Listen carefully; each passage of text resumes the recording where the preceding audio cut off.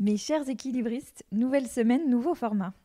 Après et en même temps, la semaine dernière, je vous présente cette semaine le premier épisode d'une série spéciale que vous retrouverez plusieurs fois par an avec mes amies Céline Alix et Laetitia Vito. Cette série, nous l'avons appelée Place à prendre. Dans ce premier épisode, nous vous présentons le concept. Pourquoi nous avons voulu réunir nos voix autour de ce sujet de la place des femmes. Nous avons toutes les trois beaucoup en commun. Notre engagement sur ces sujets, notre amour de la lecture et des podcasts, nos références culturelles du monde entier, en particulier les pays anglo-saxons, mais aussi des axes, des angles et des points de vue complémentaires sur le sujet. Pourquoi ce titre, Place à prendre ? Vous le découvrirez dans l'épisode, avec plein de ressources, de lectures, de films qui nous ont inspirés et donné envie de prendre le micro ensemble. Vous en retrouverez toutes les références dans les notes de l'épisode. Je vous laisse découvrir ce nouveau format et vous dis à la semaine prochaine pour un prochain épisode de Et en même temps, et la semaine suivante pour une nouvelle interview. Bonne écoute! Prendre place à la table de réunion. Savoir être à la bonne place au bon moment. Placer ses pions. Investir la place publique. Mettre en place une top organisation à la maison. Déplacer des montagnes pour une cause. Placer plus de sens dans sa vie. Les femmes ont-elles enfin trouvé leur place ? Quels espaces veulent-elles occuper aujourd'hui dans la société et sous quelle forme ? Quelle surface donnent-elles à leur travail, à leur famille, à l'amitié, à l'engagement, à leur épanouissement ? Bienvenue dans Place à prendre. Nous sommes trois, passionnés par les sujets des femmes et du travail et par les livres. Et dans ce podcast, nous vous partageons des livres féministes et ou écrits par des femmes et ou qui parlent de femmes qui nous ont plu, qui nous ont fait réfléchir, qui nous ont donné envie de débattre ou de nous battre. Nous vous parlons des phrases qui nous ont bousculées, qui nous ont parlé, voire qui ont changé nos vies. Je suis Sandra Fiodo, créatrice du podcast Les Équilibristes, qui redéfinit la notion d'équilibre de vie, et fondatrice de Conscious Cultures, une société de conseil qui aide les entreprises à créer les conditions qui permettront à leurs équipes de fournir leur meilleur travail. Je suis Laetitia Vito, autrice sur le futur du travail, mère de 2 enfants et 4 livres, parmi lesquels Du labeur à l'ouvrage et En finir avec la productivité, critique féministe, une notion phare du travail et de l'économie. Je suis active sur Welcome to the Jungle et le podcast Nouveau Départ. Je suis Céline Alix, auteure de Merci mais non merci, comment les femmes redessinent la réussite sociale, ancienne avocate d'affaires, traductrice et aujourd'hui encore en pleine révolution professionnelle.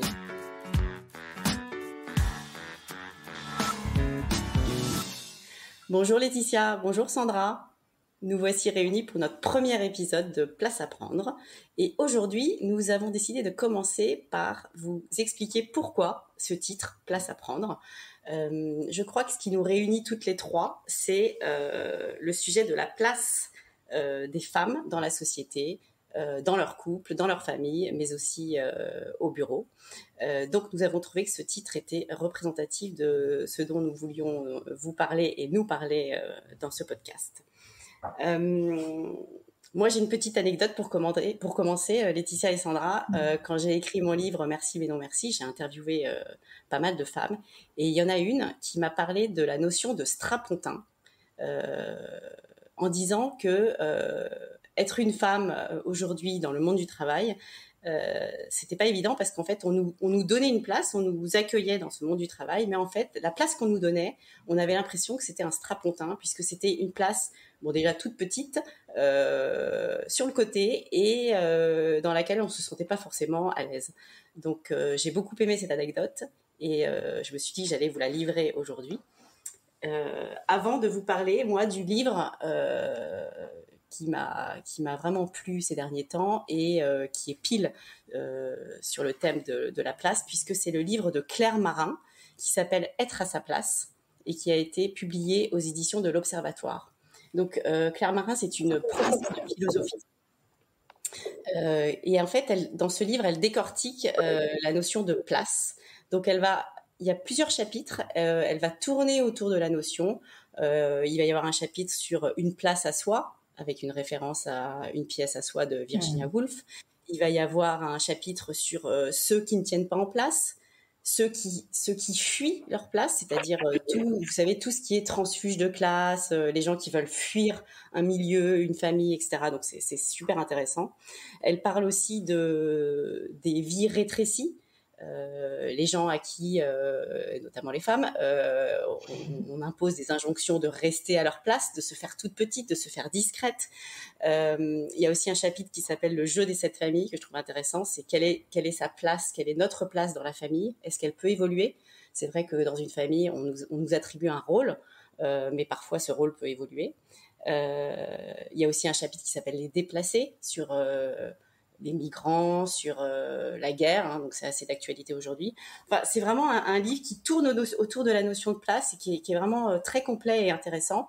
Et le chapitre qui nous parle, je pense, le plus, c'est celui qui s'appelle « Reine sans royaume » et qui parle de l'injonction qui est faite aux femmes de, à nouveau, rester à leur place, avec aussi la notion de déborder. Quand on est une femme, on dit souvent qu'on est débordé. Et elle explique qu'en fait, un corps débordé, c'est un corps sur lequel on empiète. Il n'y a pas de limite au corps et à l'espace de la femme. On va lui jeter plein de choses à faire, la famille, le boulot, etc. Et donc, elle se sent débordée. Parce que c'est hyper intéressant. Donc voilà, c'est un livre très facile d'accès, hyper intéressant, qui touche à plein de matières et que je vous conseille. Je l'ai acheté moi. Ah super. Et qui voilà, introduit bien notre podcast Place à prendre. J'aime bien cette notion de strapontin. Je trouve qu'elle est très parlante et moi évidemment ça m'évoque tout de suite le monde du spectacle et plus particulièrement le cinéma.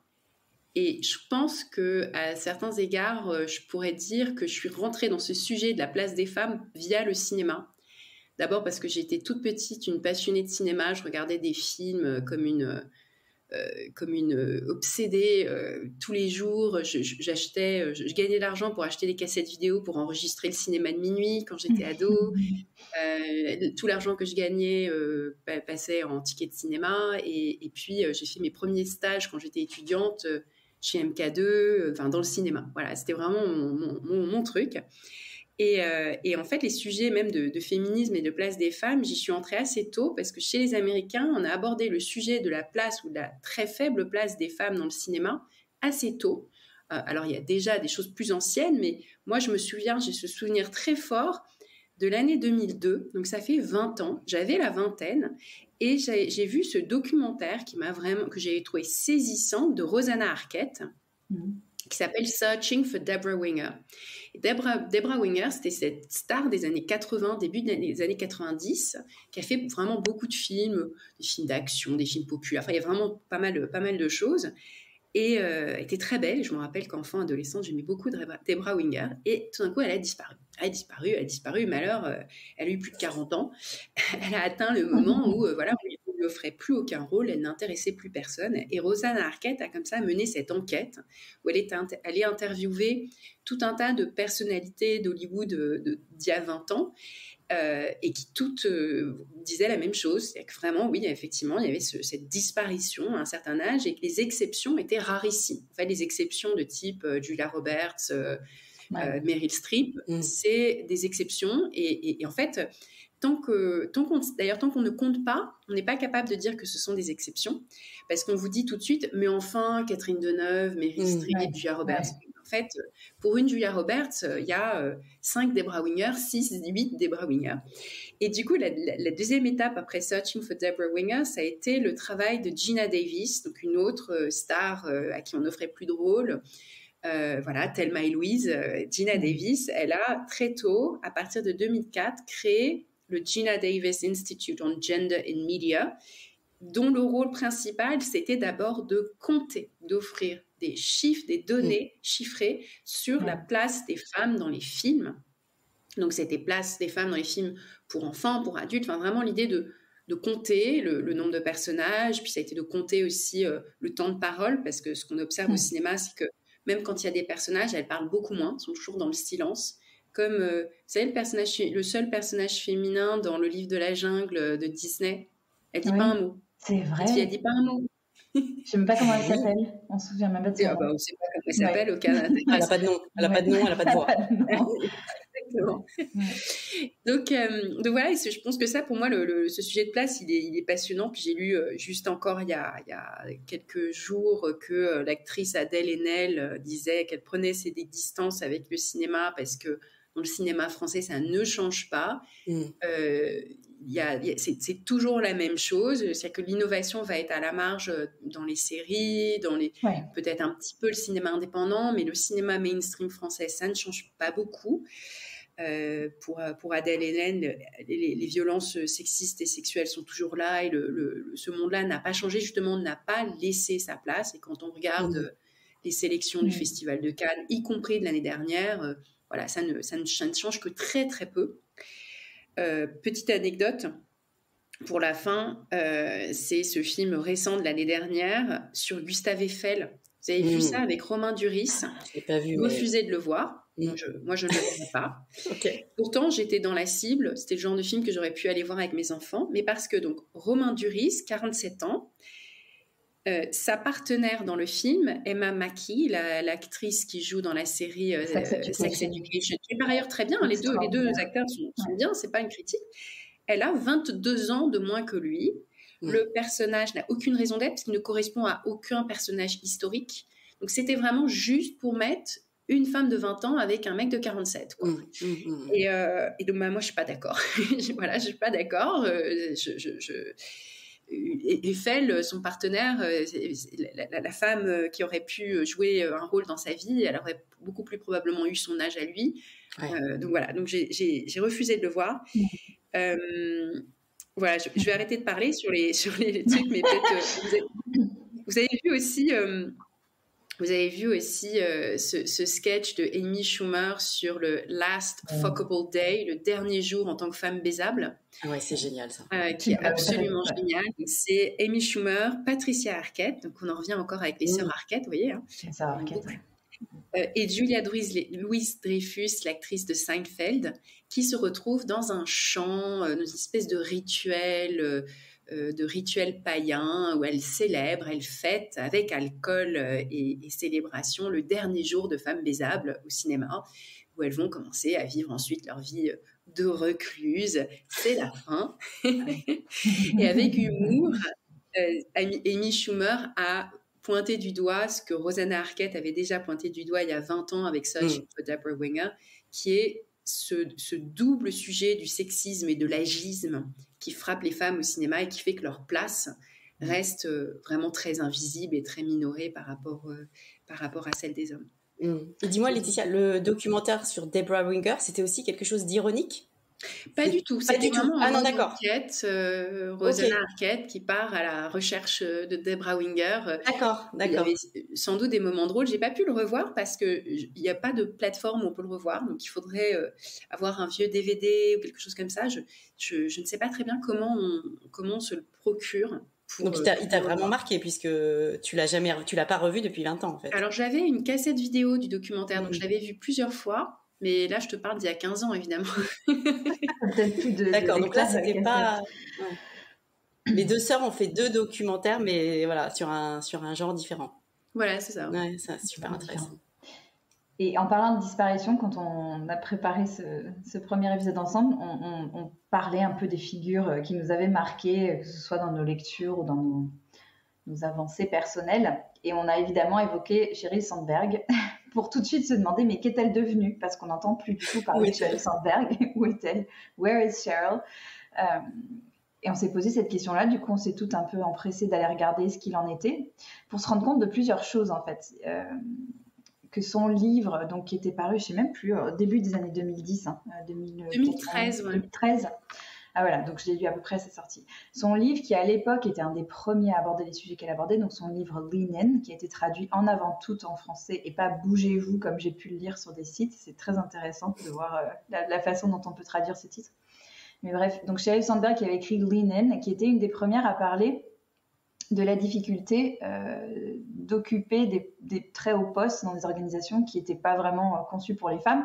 Mais son angle, c'était de dire...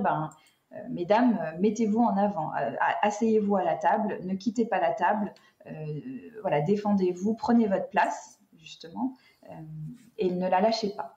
Donc, on reviendra certainement dans les futurs épisodes sur ce qu'il y a d'intéressant et de limité aussi dans cette approche-là. Mais ce qui est intéressant quand on regarde un peu ce qui est devenu Sheryl Sandberg, c'est qu'elle a beaucoup, beaucoup pris la parole. Elle a fait des TED Talks. C'était vraiment l'icône de la place de la femme au travail. Ouais, LinkedIn, ça a été vraiment un marqueur. Ça a été un marqueur. Moi, je me souviens très bien, je l'avais lu en 2014, quand je suis revenue de congé mat, j'ai été promue et avec la promotion venait une augmentation, mais absolument ridicule. Je la citerai même pas. Mais j'étais tellement en colère. Je me souviens avoir lu son bouquin la veille de ma négo, mais avec un truc dans les tripes, quoi, de vraiment me dire, de toute façon, si la négo n'aboutit pas, je ne prendrai pas ce poste. C'est une insulte de me proposer ce niveau de rémunération-là. Et Sheryl, c'était mon compagnon de négo, quoi, vraiment. Et il n'y avait rien d'autre. Donc elle t'a boosté, en fait, elle t'a donné... Boosté, mais parce qu'il n'y avait pas grand-chose d'autre, en fait. Il y avait Florence Sandys aussi, que j'ai lu religieusement et qui m'a beaucoup aidée, que j'avais invitée dans le podcast, d'ailleurs, dans Les Équilibristes.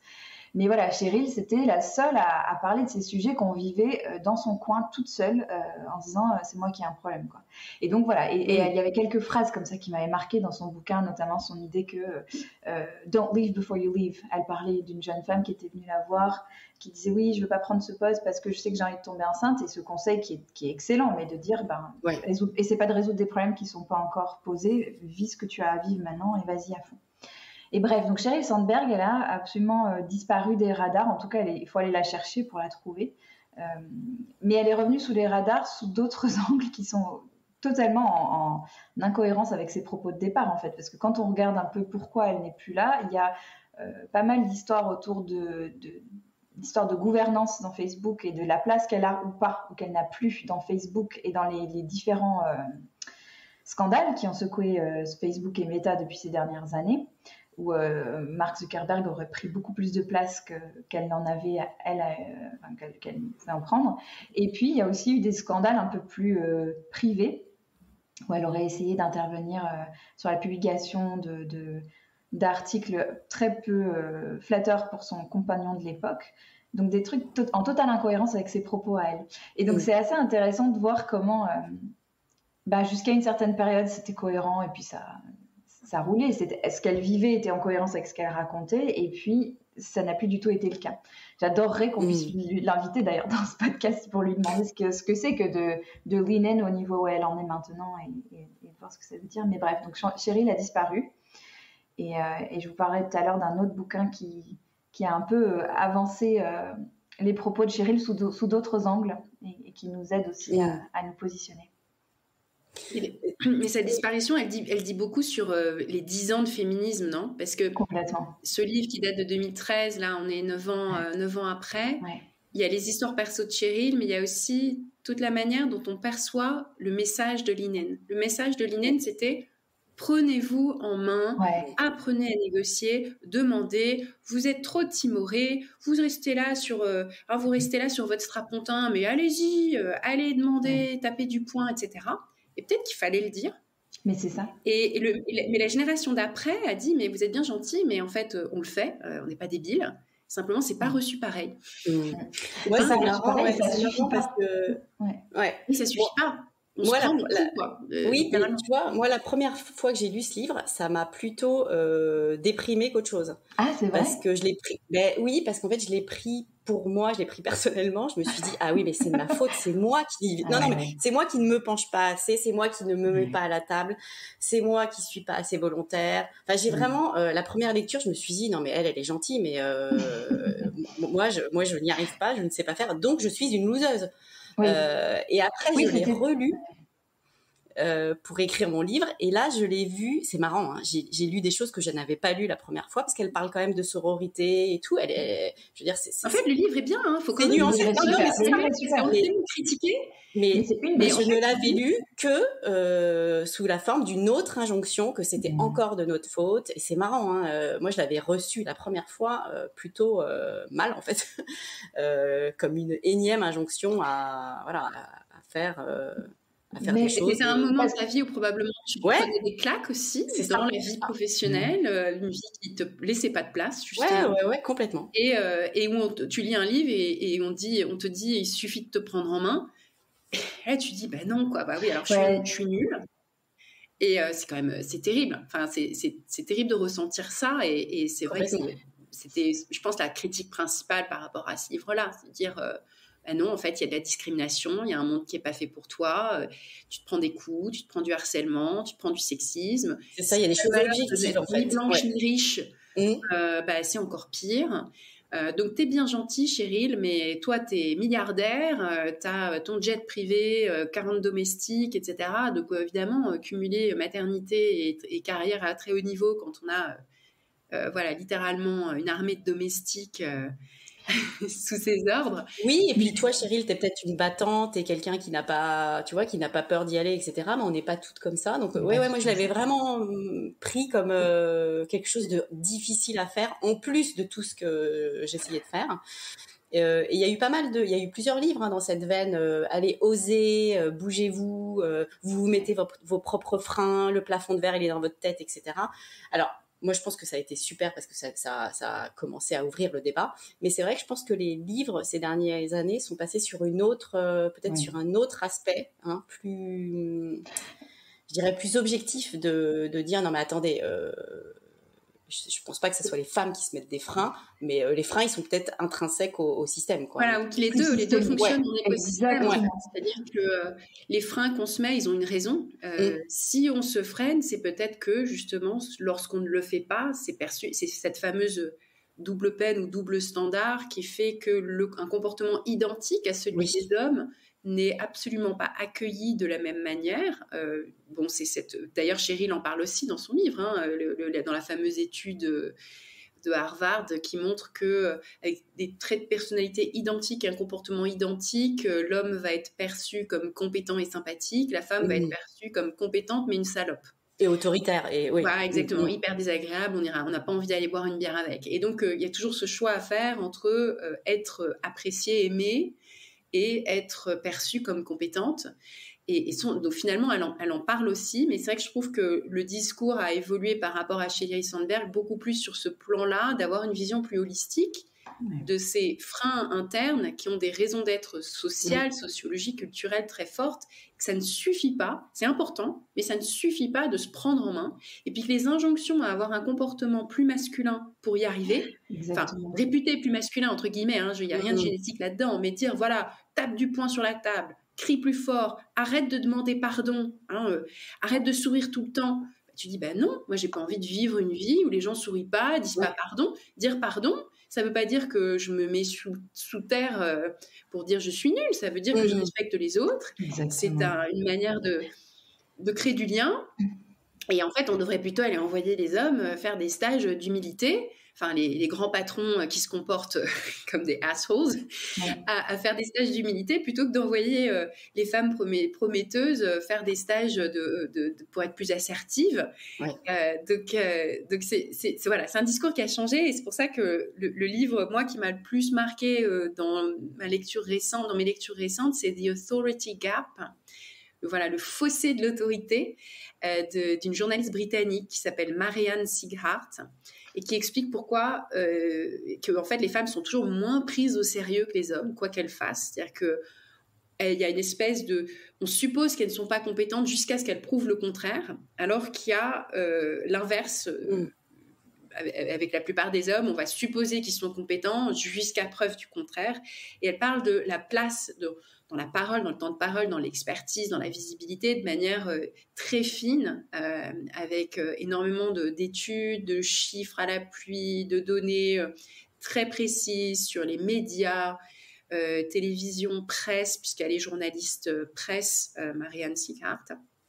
Et elle en tire ce authority gap qui, pour elle, est le gap d'origine qui explique les différences de salaire, les différences de promotion, etc. Parce que si, dès le départ, en fait, ton expertise ne va pas être prise au sérieux, ton travail ne va pas être interprété, c'est pareil sur le travail artistique, on suppose le génie naturellement plus masculin. Et donc, une femme, pour qu'elle soit qualifiée de génie, ou géniale, en fait, il faut qu'elle soit 10 fois meilleure, quoi. Vraiment incroyablement, indéniablement géniale pour qu'on lui donne ce qualificatif de génial. Et il y a des données qui le montrent. Alors, pour l'anecdote, elle cite des données sur la perception des parents par rapport à l'intelligence de leurs enfants. Et donc normalement sur le QI, la moyenne c'est 100. Hein, c'est pas, de base, la moyenne c'est 100 pour tout le monde. Mais les parents perçoivent leur fils, quand ils ont un fils et une fille, ils perçoivent leur fils comme nettement plus intelligent, donc beaucoup plus que 100, et leur fille comme 102, 103, et le fils 108, 109 en moyenne, quelque chose comme ça. Et ça, c'était des sondages portant sur des milliers de parents. Donc on imagine qu'il y a des classes sociales différentes qui ont été prises. Et donc on tombe dans ce biais-là de percevoir l'intelligence d'un petit garçon comme beaucoup plus exceptionnelle qu'elle ne l'est, et une petite fille, elle est normale, quoi. Et à l'école, ça se traduit par c'est bien, elle travaille bien, elle est consciencieuse. Hein, une bonne élève, c'est forcément qu'elle travaille. Un bon élève, c'est qu'il est vraiment intelligent. Il n'y a pas besoin de travailler. Et ça, il va au talent. C'est le talent, exactement. Comme disent les et jeunes. Ça nous poursuit. C'est-à-dire qu'on est toujours... voilà, si on est bonne, c'est qu'on travaille. Et puis nous-mêmes, on le dit. Hein, non, mais je travaille. Puis je suis bien entourée. Hein, je travaille et je suis bien entourée. Et j'ai eu de la chance. C'est vrai que Ouais. Non, mais ce que ça m'évoque, Laetitia, c'est que le référent dans la sphère professionnelle, il est toujours masculin, hein, puisque les hommes étaient là avant les femmes. Et du coup, on est toujours dans une logique de rattrapage. Le strapontin, faire plus d'efforts, se mettre en avant, prendre son destin en main, etc. Là, ce que tu expliquais aussi, on rattrape, c'est-à-dire que la perception que le petit garçon va être plus intelligent, voilà, et on est encore dans une logique de rattraper l'écart finalement qui est là de manière historique. De combler le gap, le fameux gap. Mais sur ce côté bon élève, il y a un bouquin là, que j'ai terminé récemment qui s'appelle Drop the Ball. J'adore parce que les Américaines, elles ont vraiment l'art des formules. Parce que si tu lean in et que tu drop the ball, déjà, t'es pas trop mal. T'es déjà pas trop mal parce que tu vois, t'avances. Donc, Drop the Ball, c'est Tiffany Dufu qui a écrit ça, qui est la fondatrice d'un réseau qui s'appelle The Crew, C-R-U. Donc, c'est rigolo le jeu de mots aussi sur le cru et le crew, le fait d'avoir une espèce d'équipe, quoi, un gang. Et Tiffany Dufu, son propos, c'est de dire qu'il faut qu'on lâche, qu'il faut qu'on arrête de vouloir être au top partout, enfin que ce mythe de having it all, de toutes ces expressions qui ont voulu aider les femmes à prendre plus de place, mais qui au final ont mis une telle pression sur tous les fronts que c'est absolument invivable et qu'on en est là aujourd'hui à avoir tous ces échanges sur comment est-ce que je peux un peu plus me fiche la paix, comment est-ce que je peux mieux vivre les choses et occuper la place que je veux. Et donc elle, son truc, c'est de vraiment dire c'est pas une question d'orgasme, c'est juste que en fait ça ne marche pas. Et donc il faut choisir très intentionnellement les balles qu'on a envie de garder et les balles qu'on a envie de lâcher. Et lâcher, donc il y a plein de choses derrière ça. Il y a qu'est-ce qu'on s'autorise à lâcher, qu'est-ce qu'on lâche dans le fait de lâcher, c'est-à-dire se dire ok, mon mari il fera peut-être différemment et ce sera très bien, il choisira pas. C'est bourré d'anecdotes, c'est génial, il y a plein d'histoires très rigolotes. Qu'est-ce qu'on lâche, qui prend la balle, et cette idée de le don de quelqu'un d'autre, c'est le perfect d'encore une autre personne. Enfin, on n'est pas sur le même niveau d'exigence ou d'attente. Et elle parle beaucoup dans le bouquin de self-affirmation, donc de cette idée dans le fond d'affirmation de soi, mais derrière ça il y a l'idée d'amour de soi et que tout part de là, que pour prendre sa place il faut être dans une forme de être une bonne pote pour soi, quoi. Et j'adore parce que c'est très américain, et je sais que toutes les trois on est assez liées par ce prisme anglo-saxon et cette façon de voir les choses, donc ça peut plaire ou pas, mais il y a un côté très step, et notamment elle parle de 4 endroits où il faut prendre de la place. Enfin, elle ne le formule pas comme ça, mais c'est vraiment ça l'idée dans le fond. C'est 4 go-to, elle appelle ça. C'est go-to exercise, donc c'est se maintenir en forme physique. Go-to lunch, aller rencontrer des gens. Go-to events, aller encore rencontrer des gens à différents moments, parce que c'est des networking différents. Et go to sleep, le sommeil comme étant le pilier pour que tout ça fonctionne. Et je trouve que cette idée de mâcher les choses et de se dire, ok, est-ce que tout ça, d'avoir ça dans le viseur, dans le radar, c'est hyper utile aussi pour naviguer, pour faire ses choix. Elle insiste beaucoup sur cette idée d'intentionnalité des choix et de choisir vraiment d'avoir très très clair à l'esprit où est-ce qu'on a envie d'être et où est-ce qu'on n'a pas envie d'être. Et notamment, elle a fait un talk qui était génial, je mettrai le lien dans les notes, mais elle démarre le talk en disant j'ai reçu un coup de fil hier de l'infirmerie de l'école de ma fille qui est en CE2, l'équivalent du CE2. Ma fille était en larmes, effondrée, parce que toutes ses copines étaient parties à un anniversaire auquel elle était invitée, mais elle ne le savait pas parce que j'avais le mail dans ma boîte mail et je ne l'ai pas traité. Et c'est pas la première fois que ça arrive. Et si je peux être aujourd'hui sur une scène devant vous et vous raconter ça sans ressentir une once de culpabilité, je vais vous raconter comment je suis arrivée à ça. Et rien que de le redire, ça me fiche des frissons parce que elle décortique vraiment tout le cheminement pour se dire je suis pas une mauvaise mère pour faire ça. C'est parce que j'ai choisi ce que je voulais faire. On peut la juger, on peut être d'accord ou pas, mais je sais ce que je veux faire dans ma vie. C'est un peu kitsch, hein, ça va loin. Elle a son épitaphe en tête. Hein, elle sait ce qu'il y aura écrit sur sa tombe et donc sa vie est dirigée pour que ce qu'il y aura écrit sur sa tombe soit juste. Attends, il faut que je lise ce livre parce qu'elle n'a pas une once de culpabilité d'avoir raté l'anniversaire auquel était invitée sa fille. Alors là, il faut que je lise le. Moi, j'étais là. Il faut pas le juger, mais quand même, c'est pas cool pour sa fille. C'est très très fort. Non, mais j'arrive pas. J'arrive pas à ne pas me sentir coupable parce que je suis objectivement une mauvaise mère, parce que j'adore bosser, etc. Mais c'est vachement intéressant, tu vois. Tu te dis, est-ce que j'ai envie de faire comme elle? Non. Est-ce que ça m'intéresse de comprendre comment elle en est là? Oui.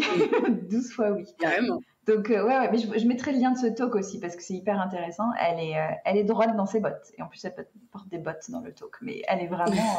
elle sait ce qu'elle fait, pourquoi elle le fait. J'adore moi le pragmatisme américain. T'as des balles, t'as ta liste de balles. Il y a celles que tu peux bien garder dans la main et t'as celles que tu lâches et qui roulent et tu les laisses rouler et c'est pas grave. Mais c'est hyper imagé et c'est génial en fait. Donc en fait, il faut se faire une liste, les balles que je garde, balles que je laisse tomber. Et elle insiste beaucoup dans le bouquin sur la notion de, alors c'est valable pour les personnes qui sont en couple, voilà, mais de all-in partnership. Donc c'est vraiment le partenariat où tu attends moins de toi et tu attends plus de ton partenaire. Et Céline, ça me rappelle une conversation qu'on avait eue, je crois que c'était dans le podcast où tu racontais un matin où ta fille était malade et où tu t'étais rendu compte que tu t'étais même pas posé la question de savoir à qui c'était direct. Tu avais fait OK, t'avais sauté dans le truc. Quoi. C'est conditionnement. Mais ça, il faudra qu'on fasse un épisode entier là-dessus. Non, mais en fait, ça, c'est une femme que j'ai interviewée qui m'a appris que quand l'école t'appelle ou l'infirmerie t'appelle et te dit votre enfant est malade, il faut venir le chercher. Avant de tout laisser tomber, d'envoyer 50 emails à ton boss pour dire est-ce que je peux y aller, tu appelles ton mari et tu lui dis chérie, l'infirmerie vient m'appeler, la petite est malade. Mais alors pourquoi l'infirmerie t'appelle? Non mais nous, les premières étapes, c'est ça. On a essayé de mettre le numéro du père sur tous les formulaires quand on s'inscrit. Et je ne sais pas pourquoi, ils se débrouillent quand même pour m'appeler moi. Mais alors attends, tu appelles ton mari, tu lui dis la petite est malade, qu'est-ce qu'on fait? Et là, en fait, tu as déjà envoyé la balle. Ouais. C'est-à-dire que la balle... quand même la charge mentale. Ben non, parce qu'en fait, la décision, tu l'as redistribuée. La balle, tu l'as déjà... mais pourquoi tu es le point d'entrée numéro 1? Oui, ben ça on va y arriver. Mais si tu veux... on va y arriver. Et c'est une libération, c'est-à-dire que moi, je l'ai essayé, je l'ai testé ça. Et c'est absolument génial. C'est-à-dire qu'en fait, tu ne prends pas toi le problème à te dire mais alors, comment je vais faire, mais alors attends, si je cours, si je vais la chercher, il faut que j'annule ci et ça. Non, tu rebalances le problème à c'est pas que tu lui rebalances, mais tu partages le problème avec ton mari ou ton compagnon et du coup c'est beaucoup plus léger en fait. C'est le problème de la famille. C'est le problème de la famille, du fonctionnement. Oui, ça, mais vraiment, il faut qu'on fasse un épisode entier là-dessus, parce que c'est évidemment très, très riche. En plus, Sandra, avec le nombre de personnes que tu as interviewées sur ce sujet-là, et puis moi, le nombre de livres que j'ai à vous recommander là-dessus, et je suis parfois assez pessimiste, en fait, sur justement le rôle de la famille et le poids que c'est. Quand je vois que je suis tellement déterminée et que ma détermination, moi, à pas me faire avoir fait qu'en fait, je suis tout le temps malheureuse, je me dis merde, vaudrait peut-être mieux être dans un rôle traditionnel et heureuse que d'être rebelle et malheureuse. Non, mais c'est vrai, mais t'as raison. C'est fort, finalement, c'est puissant, en fait. Hein, c'est vraiment... mais tu le ressens dans tes tripes.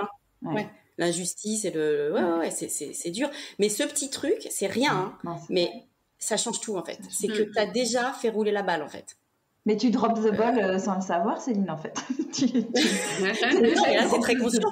Ouais. Non, mais c'est cette femme que j'ai interviewée, Anne Pémira, qui est d'ailleurs coach parental, donc je pense qu'elle connaît très bien son sujet, qui m'a donné ce petit... Et elle me dit, tu fais ça pour tout. Et tu as déjà partagé. Le petit tuyau, moi, que je donne, c'est quand vous inscrivez, surtout quand vous déménagez, quand vous inscrivez dans une école, faire attention à ne pas mettre le contact de la mère. Ah oui, tu ne mets carrément pas. Parce que si tu mets les deux, on n'appelle que la mère. Si tu mets et puis voilà, comme ça, du coup, les écoles sont obligées de faire l'effort de demander le contact de la mère, mais ça suppose que par défaut, c'est le père qu'on appelle. Oui, mais visiblement, ils vont retrouver Laetitia. Ils doivent avoir un annuaire secret des mères qui se désinscrivent. Ah oui, on se refile sous le manteau. Ouais. Mais ouais, bon, on en a des choses à se raconter dans les prochains, je crois. Je crois que le sujet, il est vaste. Le sujet de la place et de la place à prendre, il est énorme. Ouais. La place à prendre et la place, finalement, aussi, là, avec Drop the Ball, on est aussi sur l'idée de la place à ne plus prendre, en fait. Oui. Et ça, c'est un sujet en soi aussi, se dire comment tu te retires d'un sujet qui semble être... automatiquement ou qu'on te donne automatiquement, que la société te donne, la famille te donne automatiquement, ou que tu prends automatiquement aussi. Et que tu prends automatiquement, mais encore une fois, ça va dans les deux sens. Et je pense que ça ne suffit pas là aussi de dire retire-toi, parce que comme je le disais avec les écoles allemandes, ils viennent te chercher. Tu veux pas te cacher. Mais ce qui est de sous-entendu dans son bouquin, c'est jamais vraiment ouvertement dit, mais c'est cette idée que le déconditionnement, il ne peut se faire que collectivement. Et qu'on a besoin les unes des autres pour se dire, c'est OK, tu peux arrêter de faire ça. Et ça me fait penser, j'avais interviewé Aurélia Schneider, qui est psychiatre et qui a écrit un bouquin sur la charge mentale, et qui d'ailleurs m'avait raconté que sur son livre, il a écrit en gros la charge mentale des femmes, et en tout petit, et des hommes. Elle m'a dit qu'elle s'était battue avec son éditeur parce qu'elle voulait que ce soit écrit en aussi gros que le reste, parce que les hommes aussi ont une charge mentale, et voilà, enfin, il y a plein de choses à dire là-dessus. Mais et elle raconte dans son livre que elle prescrit à ses patientes des dîners de filles, des dîners entre copines. Elle leur fait une prescription de ça. Et elle c'est remboursé. Elle rembourse le resto et tout. Et elle dit, et pourquoi ? Parce qu'on a besoin d'entendre ses copines dire, j'ai pas fait le gâteau de l'anniversaire de mon enfant, j'ai acheté un Savane. Et qu'en entendant ça, tu dis, ah bah oui, ok, en fait, je peux faire ça moi aussi. J'osais pas, mais puisque tu le dis, en fait, ça m'autorise à le faire. Et ce truc-là, on peut pas être toute seule dans nos coins à se dire, est-ce que ça, je peux le faire ou pas le faire, quelle place j'ai le droit de prendre, ça ne peut être que collectif. Il y a un sujet, c'est ça, culturel tellement fort, et c'est peut-être aussi l'une de nos ambitions avec ce podcast que de faire passer des messages pour être sur ce niveau culturel, sociétal, sachant qu'on aura aussi le niveau individuel, familial, les partenaires, les organisations auxquelles on fait partie et tout ça. Et il y a pas mal de sites, de comptes Instagram qui vont dans ce sens-là depuis quelques années, sur des comptes Instagram un peu dans l'esprit de Drop the Ball, avec mon appart est dégueu, je fais pas le ménage tout le temps, j'achète des gâteaux, j'achète des gâteaux au supermarché pour les ventes de gâteaux à l'école, etc. Parce que, et ça fait du bien de voir ces femmes qui sont pas parfaites, qui sont pas justement là à jongler toutes les balles parfaitement en n'en lâchant jamais une seule. Non, en fait, c'est fine d'être une mauvaise mère. Vous connaissez cette expression allemande, la Rabenmutter, c'est la mère corbeau. Donc la mère corbeau, c'est celle qui abandonne ses enfants tout petits. Il y a une pression très très forte sur les tout petits, c'est-à-dire qu'entre 0 et 3 ans, en fait, c'est vraiment culturellement inacceptable qu'une femme soit en travail à temps complet sur les 3 premières années.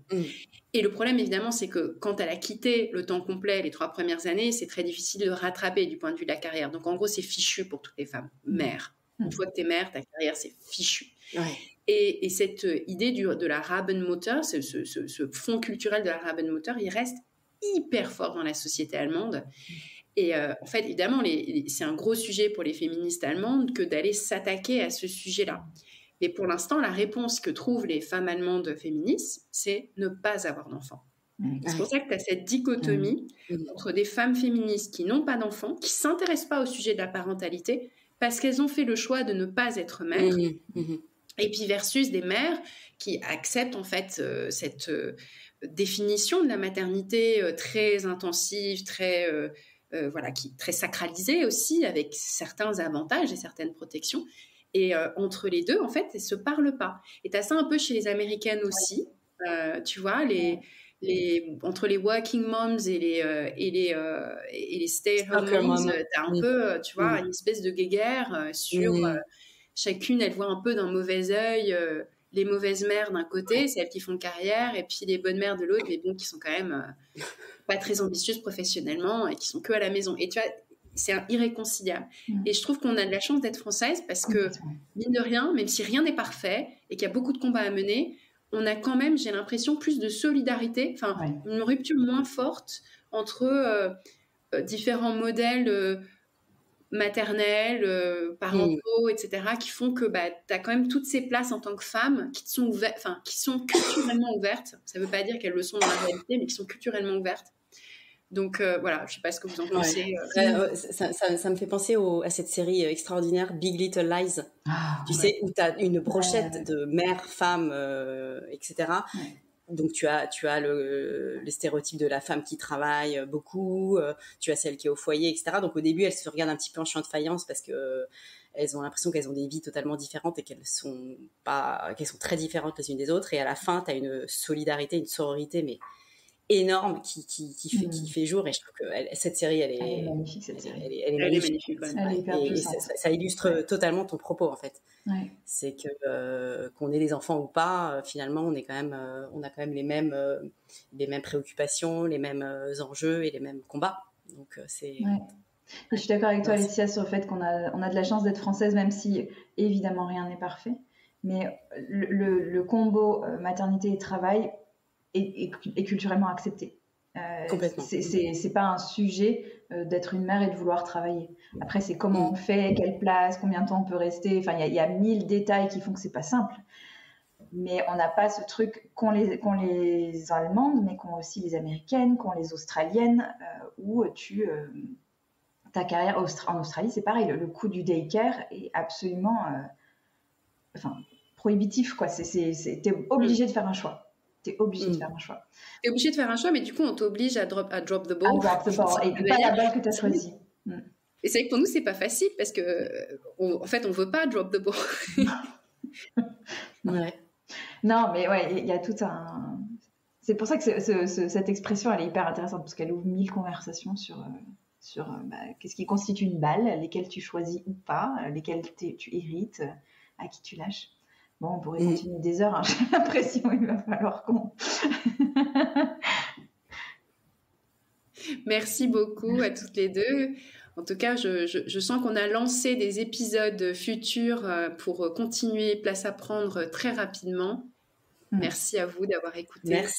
Merci à vous. Et puis, si vous avez des idées, des sujets aussi qui vous intéressent, n'hésitez pas à nous en faire part. On sera très heureuse de vous lire. Vous savez où nous trouver les unes et les autres. Merci beaucoup. Voilà, c'était le premier épisode de Place à prendre. On espère qu'il vous a plu, qu'il vous a évoqué et inspiré plein de choses, qu'il vous a donné envie de réfléchir et de poursuivre avec nous l'exploration du thème de la place. On vous donne rendez-vous dans quelques semaines pour discuter de comment trouver sa place en télétravail. À bientôt!